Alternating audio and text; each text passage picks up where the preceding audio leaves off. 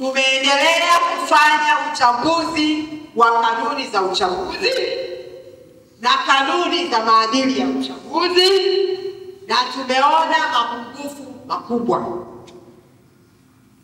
Kanuni za maadili zinalazimisha vyama kusaini maadili kwa makubaliano yanayokiuka katiba,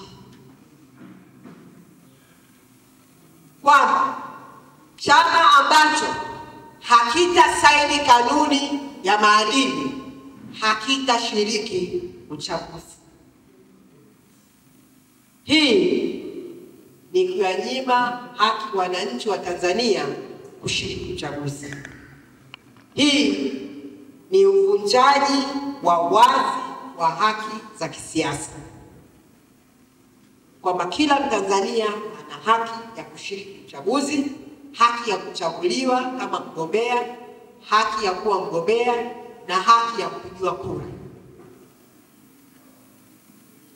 Kwa hiyo ninaomba niwaarifu kwenye mkutano huu kwamba chama cha ACT Wazalendo kwa kushirikiana na asasi za kiraia kitafungua kesi ya kisheria kuzipinga kanuni hizi kandamizi.